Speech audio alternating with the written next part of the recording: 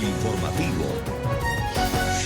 Una buena tarde tengan todos. Ruth del Salto los saluda con esta actualización de las noticias internacionales aquí en El Informativo. Vamos a empezar con los titulares del acontecer internacional.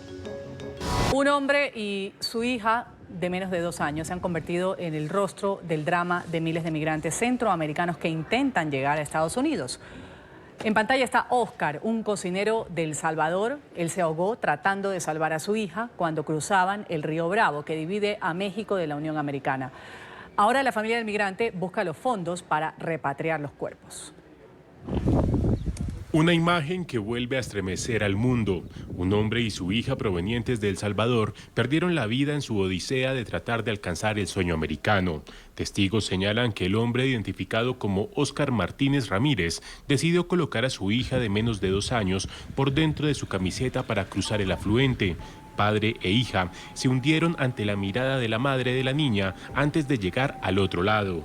Se hizo el reporte de estas personas que trataban de cruzar el río hacia Estados Unidos y creo que se les zafó la niña, algo así, y se hundió él a rescatarla. Él tenía 25 años y trabajaba como cocinero en su natal Salvador. Familiares cuentan que Oscar y su esposa estuvieron refugiados en un centro para migrantes en Tapachula. Allí solicitaron la visa ante el gobierno mexicano, pero ante la demora del trámite se desesperaron y decidieron seguir su camino hacia la Unión Americana. El Vaticano lamentó la noticia.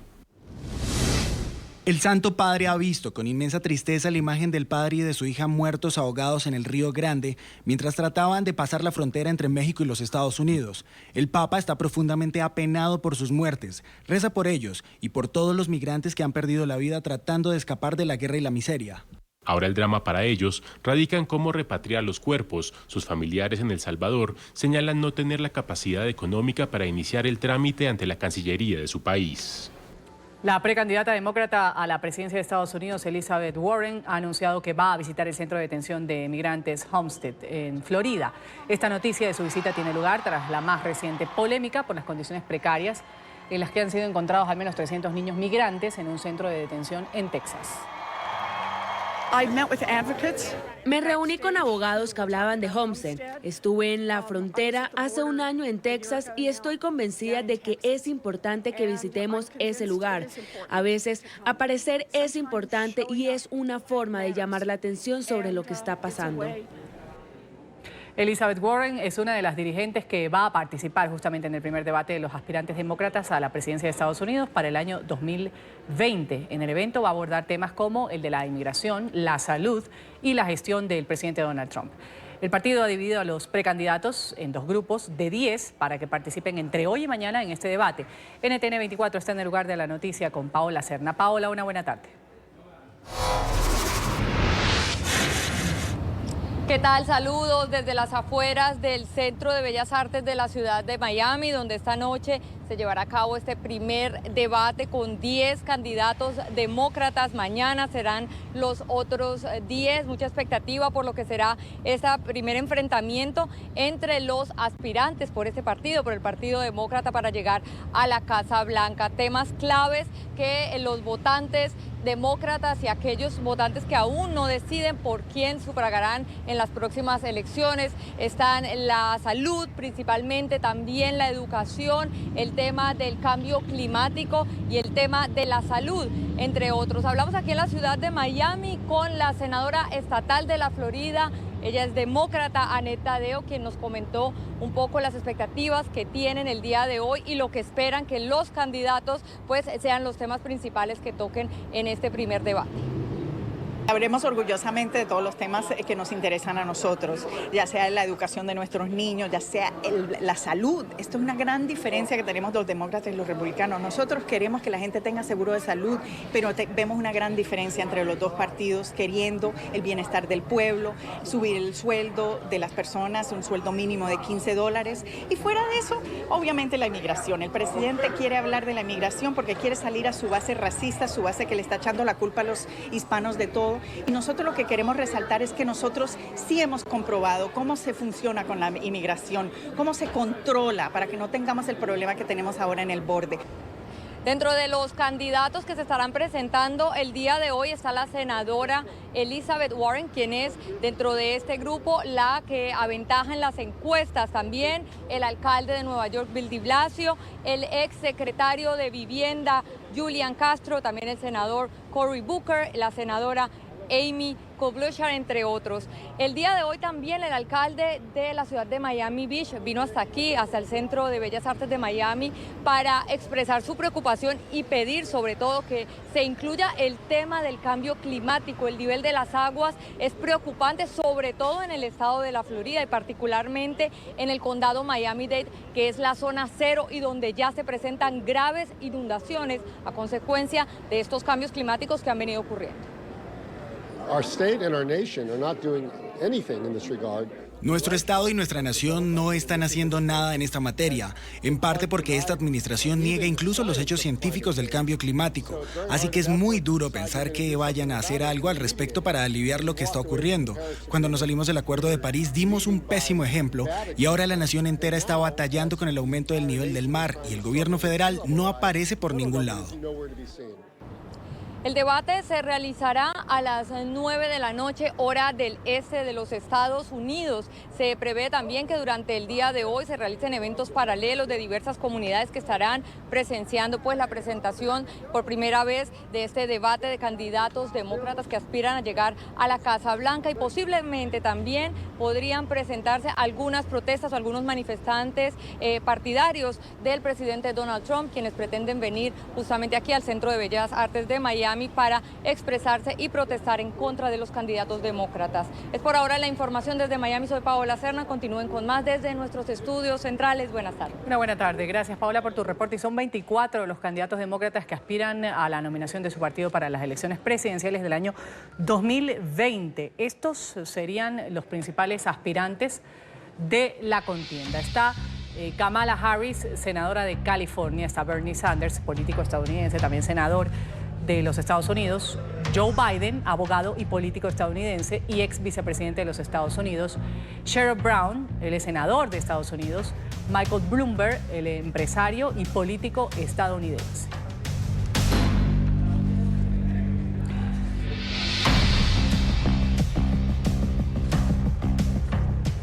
Como lo decíamos, persiste la indignación en Estados Unidos por las precarias condiciones en las que fueron hallados al menos 300 niños migrantes en un centro de detención en el estado de Texas.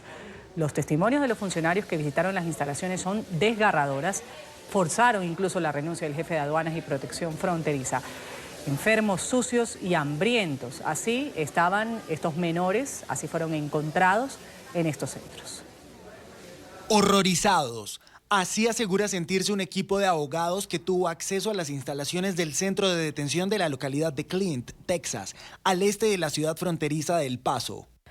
Queríamos ver cómo se trataba a los niños en Clint, que ha sido históricamente un centro de detención para adultos. Nos enteramos unas 3 semanas antes de nuestra visita de que había niños retenidos en el centro y queríamos saber qué tipo de condiciones existían.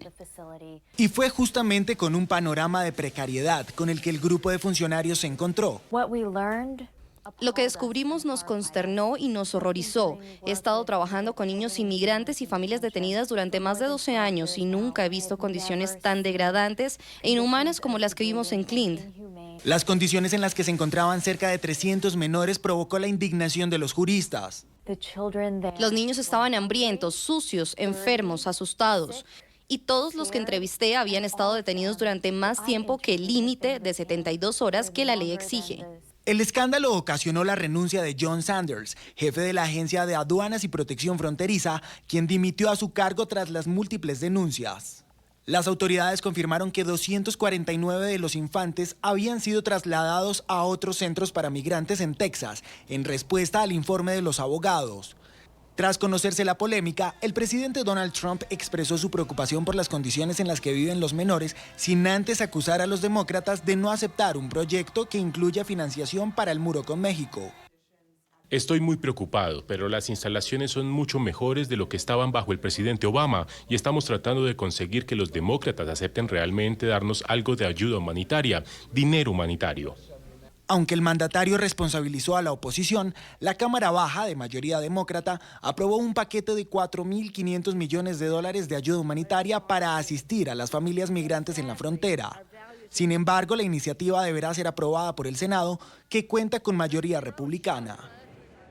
El exfiscal especial Robert Mueller, que investigó la trama rusa en Estados Unidos, ha accedido a testificar públicamente ante el Congreso después de que los demócratas emitieran varias citaciones este martes. Pese a que este mismo mes Mueller se había negado a comparecer, ha dicho finalmente que va a hablar el 17 de julio del reporte sobre la injerencia rusa en las elecciones presidenciales del 2016.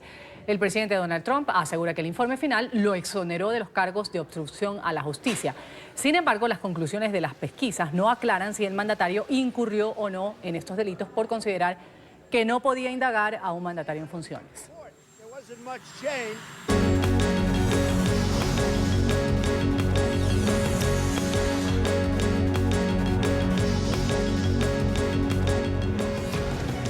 Hace pocos minutos denunciaron en Venezuela un intento de secuestro contra el equipo del presidente interino Juan Guaidó. El equipo de prensa que acompaña al dirigente denunció que un grupo de civiles armados presuntamente vinculados al madurismo intentaron llevárselos a la fuerza mientras transitaban una autopista de la capital del país. Afirman que Guaidó intervino e impidió el secuestro. Dicen que pretendían llevárselos a la sede de contrainteligencia militar del régimen. Alerta. Presidente interino de la República, Juan Guaidó, frustró intento de secuestro de su equipo de parte de grupo civil no identificado con armas largas. El grupo armado pretendía secuestrar a los miembros del equipo en plena autopista Francisco Fajardo y conducirlos al DICIM, hasta que arribó el presidente Juan Guaidó y frustró la arremetida. El excomisario venezolano Iván Simonovic, quien fue uno de los presos políticos más emblemáticos del régimen de Venezuela por 15 años, coopera con la justicia estadounidense para, según él, acelerar la salida de Nicolás Maduro. Simonovic, quien llegó el lunes a territorio estadounidense, ha informado que en las próximas horas va a presentar al Departamento de Seguridad pruebas que, según dijo, vincularían a la cúpula madurista con grupos terroristas como el ELN y Hezbollah. Se trata de la primera aparición pública tras ser indultado por una orden del presidente interino Juan Guaidó. Es información sobre actividades criminales que mantiene el gobierno el régimen de Nicolás Maduro en Venezuela. Estoy hablando de grupos terroristas como la guerrilla, el Hezbollah y otras operaciones, inclusive de narcotráfico, que han sido identificadas. Simplemente que esto ya es gente que está dentro de las organizaciones de investigación y que tienen información más fehaciente que voy a suministrar a las agencias acá en los Estados Unidos. Es información que hay sobre actividades criminales dentro del gobierno de la dictadura de Nicolás Maduro y viene esa información de funcionarios, agentes activos y militares. Y entonces esa información se la voy a transmitir para que alimenten los expedientes que ya existen o se abran nuevas investigaciones en esos casos. Durante esta rueda de prensa en Washington, Simonovic también se ha referido a los oscuros secretos que reveló este martes el ex jefe de la Policía Política del Madurismo, Christopher Figuera.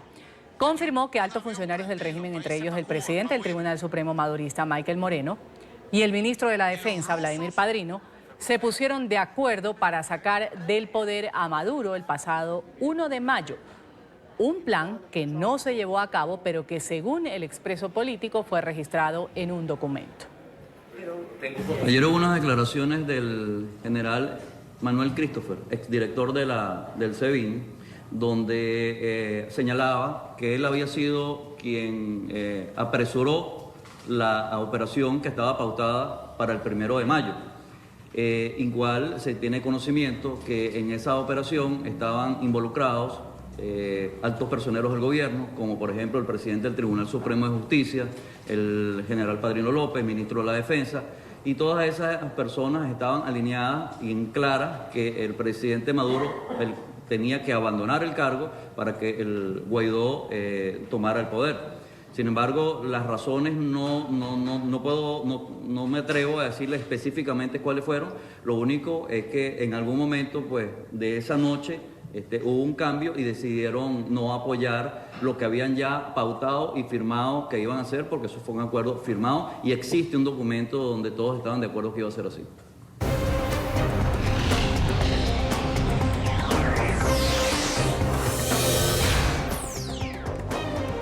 Hoy, en el Día Internacional contra el Uso Indebido y el Tráfico Ilícito de Drogas, Naciones Unidas ha difundido un preocupante informe. Según el reporte, más de 35 millones de personas abusan del consumo de estupefacientes a nivel mundial.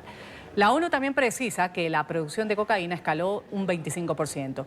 El 70% del peligroso químico procede de Colombia. Nuestro periodista Alejandro Rincón con la noticia desde Nueva York. Adelante, Alejandro. Hola, buenas tardes. Es verdaderamente desalentador el panorama planteado por la Oficina de Naciones Unidas contra la Droga. En su nuevo reporte anual sobre sustancias ilícitas a nivel internacional, establece que en el año 2017 por lo menos 271 millones de personas en todo el mundo consumieron algún tipo de sustancia ilícita. Entre ellos hay por lo menos 35 millones de personas que tienen problemas de drogadicción. El continente americano está entre ojos de Naciones Unidas por esta causa. Por una parte, Colombia es el país de donde procede el 70% de la producción de cocaína de alta pureza, en tanto que Estados Unidos es el país en donde actualmente se da el mayor número de fallecimientos por abuso de sustancias, en particular por opioides. 2/3 de los fallecimientos por consumo de drogas están en la Unión Americana. El documento señala que en 2017 se registró un incremento histórico en la producción de cocaína en el mundo. 1.976 toneladas de cocaína se produjeron en ese año, marcando un aumento de 25% frente al 2016. Según la Oficina de las Naciones Unidas contra la Droga y el Delito, la preocupante cifra fue impulsada principalmente por el aumento de fabricación de coca en Colombia. En el país se produjo el 70% de esta droga a nivel mundial, lo que se traduce en un incremento del 31%. El informe también señaló que el 90% de las incautaciones se realizó en el continente americano y 38% ocurrieron en Colombia.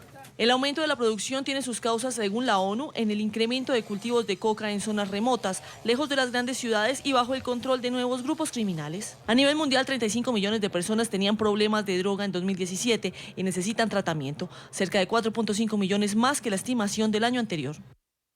Las principales conclusiones de ese reporte fueron analizadas hoy, aquí en la sede general de la Organización de Naciones Unidas en la ciudad de Nueva York, en donde se destacó que aun cuando el mundo se centra principalmente en señalar los focos que representan un problema por ser lugar de procedencia de las sustancias ilícitas, también hay un reto enorme por hacer en materia de interdicción o neutralización de parte de las autoridades. Y allí también los expertos de Naciones Unidas destacaron incluso la labor que adelantan países como Colombia, que a pesar de ser el lugar de donde procede la mayor cantidad de cocaína, también adelanta uno de los mayores esfuerzos a nivel internacional para tratar de neutralizar el flujo de esta sustancia.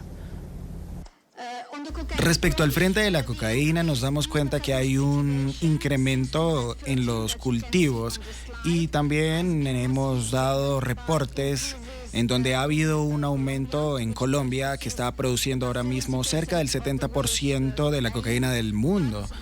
Y esto ha incrementado, por supuesto, también en Perú y en Bolivia, otras dos naciones que están produciendo esta droga. Así que tenemos una cifra récord. De este reporte también trasciende que a nivel internacional la marihuana o el cannabis es la sustancia ilícita que más se consume. 188 millones de personas en algún momento consumieron esta sustancia en el transcurso de 2017. Con estas nuevas cifras, la Agencia de Naciones Unidas contra la Droga plantea a la comunidad internacional seguir trabajando y fortaleciendo sus políticas de neutralización de las sustancias ilegales.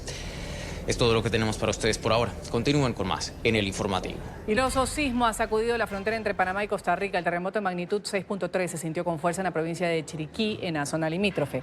Las autoridades reportaron al menos 10 réplicas. En ese momento, cuerpos de emergencia verifican reportes de daños en varias zonas. Un muchacho iba a salir de la casa. Detienen a un militar brasileño, miembro de la comitiva del presidente de Brasil, Jair Bolsonaro, con 39 kilos de cocaína en el aeropuerto de Sevilla. Tras pasar la noche arrestado en la Guardia Civil de Monte Quinto, el juzgado ha ordenado el ingreso a prisión provisional y sin fianza de este sargento. Lo investigan por un presunto delito contra la salud pública, según confirman fuentes del Tribunal Superior de Justicia de Andalucía.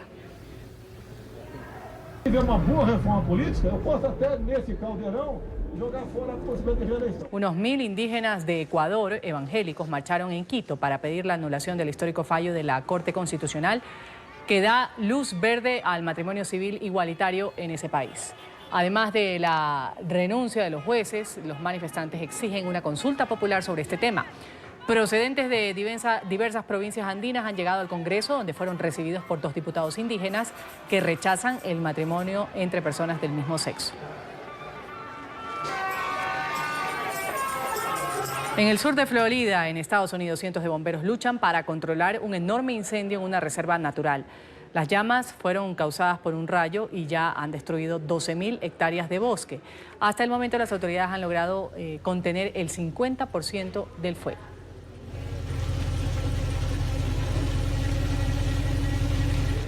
Seis cachorros de lobo mexicano son la sensación en el zoológico de Chapultepec. Las 5 hembras y un macho son parte de un programa que busca justamente rescatar la especie que está en peligro de extinción. Las crías nacieron a principios de mayo y hoy tienen edad suficiente para explorar su hábitat.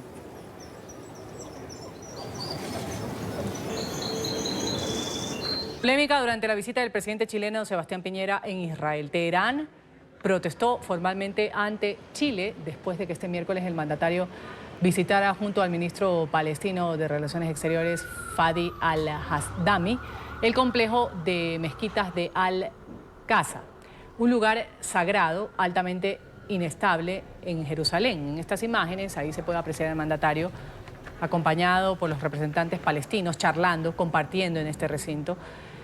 El estatus de esta mezquita, conocida por los judíos como el Monte del Templo y ubicada sobre el Muro de las Lamentaciones, es uno de los asuntos más sensibles del conflicto en la zona. Además, Jerusalén es reclamada por israelíes y palestinos como su capital. Piñera dijo, además, que Chile no iba a trasladar a esta ciudad su embajada en Israel desde Tel Aviv, como lo ha hecho Estados Unidos. La embajada de Chile va a permanecer en Tel Aviv. Chile defiende y es partidario de una solución de 2 estados, un estado israelita, un estado palestino, que sean autónomos, libres, independientes y democráticos y que tengan fronteras acordadas, legítimas y seguras. Y para ese efecto es fundamental un acuerdo entre Israel y Palestina. Y ese acuerdo es el que tiene que hacerse cargo de definir las fronteras entre ambos países y la situación de Jerusalén. Un barco alemán de la ONG Sea Watch con 42 migrantes a bordo ha desafiado la prohibición de entrar en aguas italianas. La capitana asegura que se trató de una medida desesperada para salvar la vida de los migrantes. El barco recogió a 53 migrantes frente a las costas de Libia. Permaneció en aguas internacionales desde el 12 de junio sin que ningún puerto europeo le permitiera su acceso. La Guardia Costera italiana ya ha retirado a 11 migrantes del buque debido a razones de salud.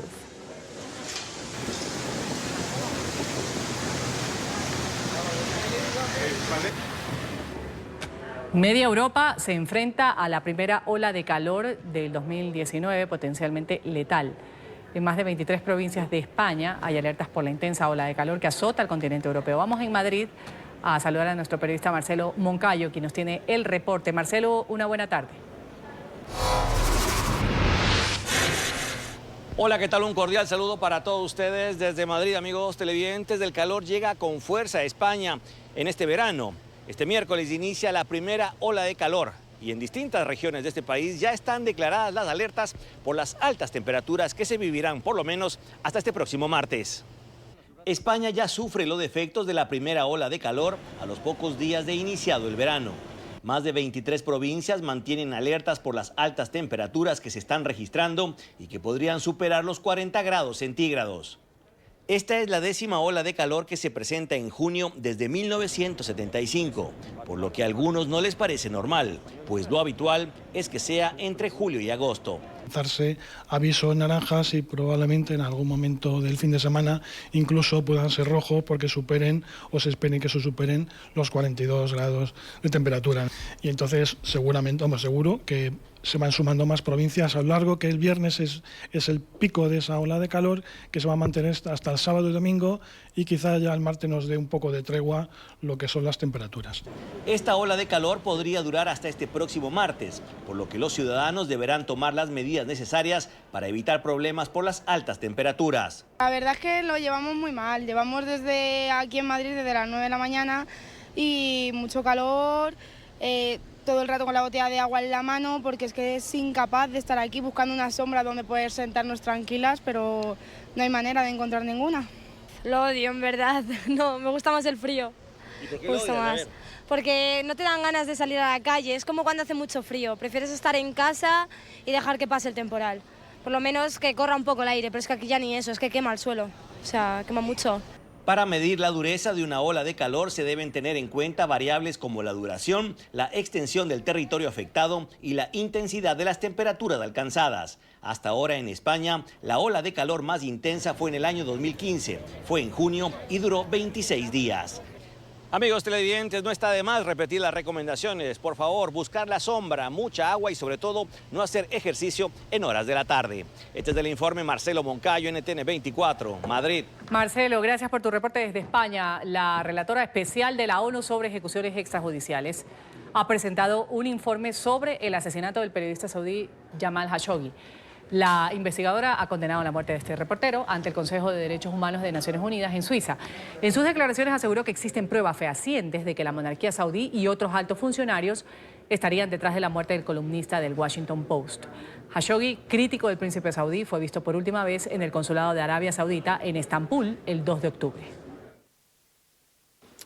La evidencia reunida por la investigación sugiere que el asesinato del señor Khashoggi constituye una ejecución extrajudicial en la que también hubo un acto de tortura en el que claramente es responsable el Reino de Arabia Saudita. Hay una serie de circunstancias que nos llevan a esa conclusión en las que claramente hay una responsabilidad del Estado.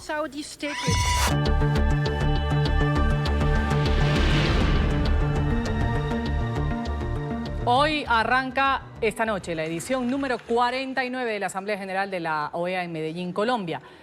Algunos temas: la crisis sociopolítica en Venezuela, la migración masiva, la situación de derechos humanos en Colombia y también Nicaragua hacen parte de la agenda del evento que se va a desarrollar hasta este viernes. NTN 24 en el lugar de la noticia con nuestra enviada especial Idania Chirino. Saludamos a Idania, una buena tarde, adelante. Hola Ruth, buena tarde para ti, para todos nuestros televidentes.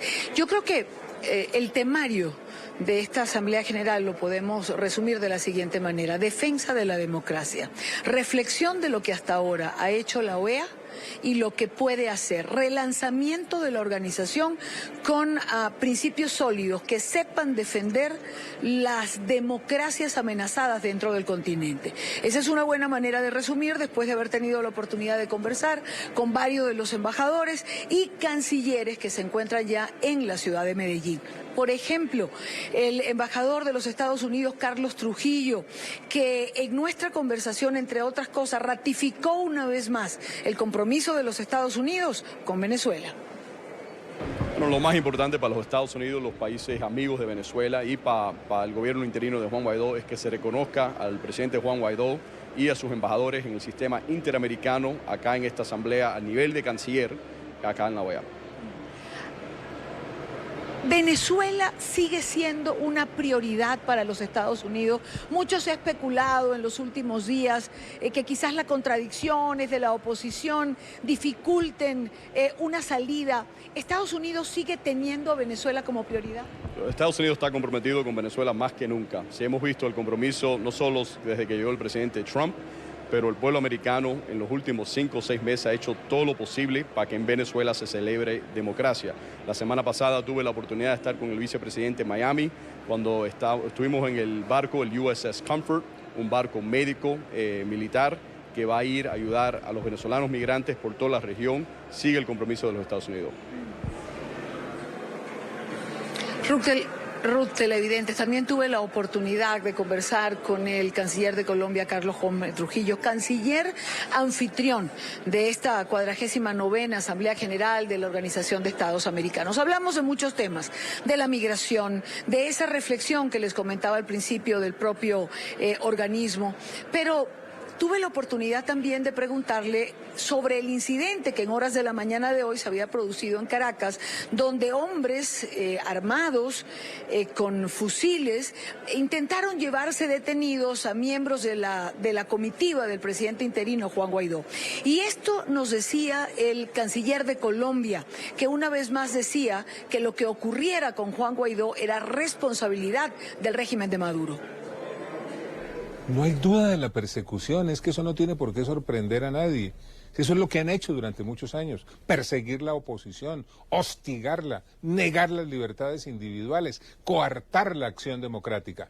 Pero Juan Guaidó está protegido por lo que es la comunidad internacional que lo respalda, que reconoce su condición de presidente y naturalmente cualquier cosa que llegue a sucederle a Guaidó será atribuible al régimen de Maduro y generará una gran reacción por parte de la comunidad internacional.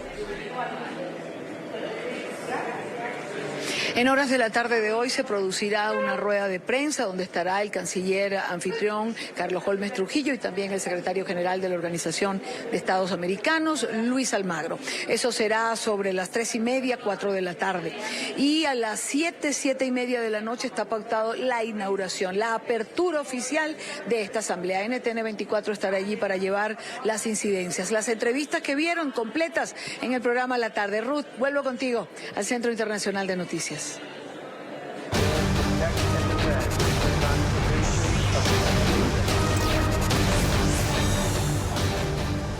El presidente Trump ha confirmado esta mañana que Mike Pence va a volver a hacer su fórmula para vicepresidente en su candidatura a la reelección para los comicios del 2020. Él es un hombre 100%, textualmente lo ha dicho el mandatario estadounidense en una entrevista difundida por la cadena conservadora Fox Business Network. Gracias por su sintonía con el canal de las Américas NTN 24. En una hora volvemos con una actualización de los hechos mundiales. Síganos por Twitter, @NTN24 y nuestro portal web de información www.ntn24.com. Una buena tarde.